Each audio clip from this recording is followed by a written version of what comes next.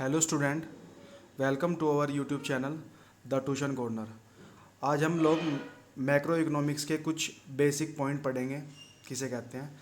Firstly, gross value, the value of the commodity at the time of its purchase is known as gross value.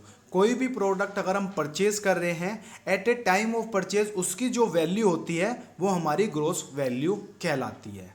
जैसे मान लो किसी ने कोई mobile purchase किया है 10,000 रुपीज़ का, तो जो उसकी फिलहाल परचेजर वैल्यू है वो 10,000 है, वो हमारे लिए ग्रोस वैल्यू कहलाती है। नेक्स्ट आता है बेटा net value. It present and the actual value of a commodity is known as its nets value.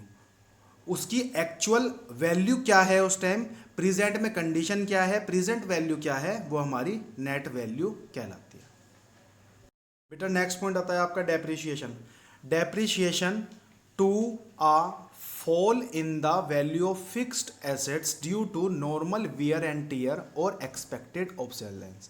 किसी भी फिक्स्ड असेट्स की वैल्यू का कम होना या गिरना हमारा डेप्रिसिएशन कहलाता है। बेटा ग्रोस वैल्यू से अगर हमें नेट वैल्यू पे जाना होता है तो हम लोग क्या करेंगे, हमेशा ऑलवेज डेप्रिसिएशन को माइनस करेंगे। नेट वैल्यू से अगर ग्रोस वैल्यू जाना होगा तो डेप्रिसिएशन को क्या करेंगे, हमेशा ऐड करेंगे।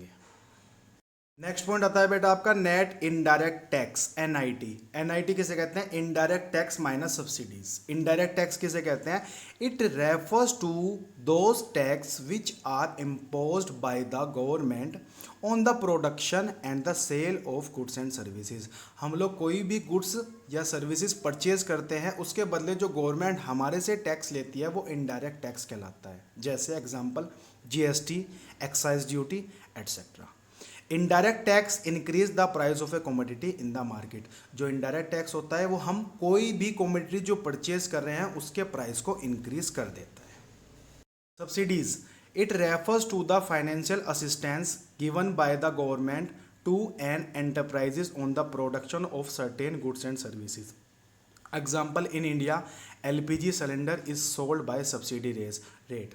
हमारे यहाँ जो एलपीजी सिलेंडर होते हैं वो हमें सब्सिडी रेट पे प्रोवाइड किए जाते हैं। पॉइंट आता है factor cost and market price.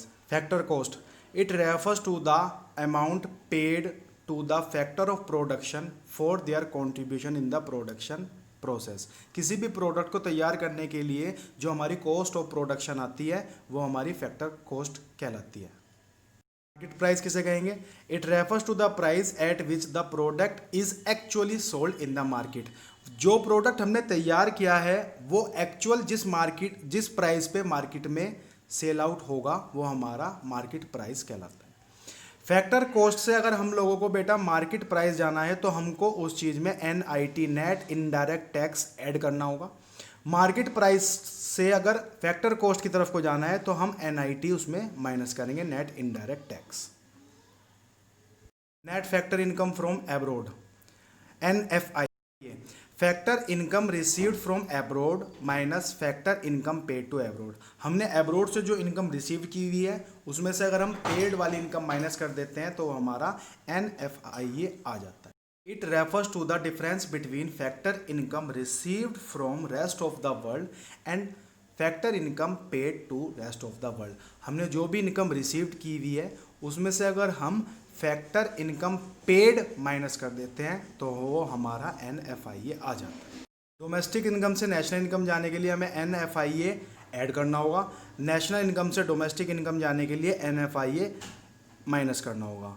जो हमारे ये पॉइंट हैं ये आगे हमारे न्यूमेरिकल में यूज़ होंगे जो मैं आपको बता दूंगा।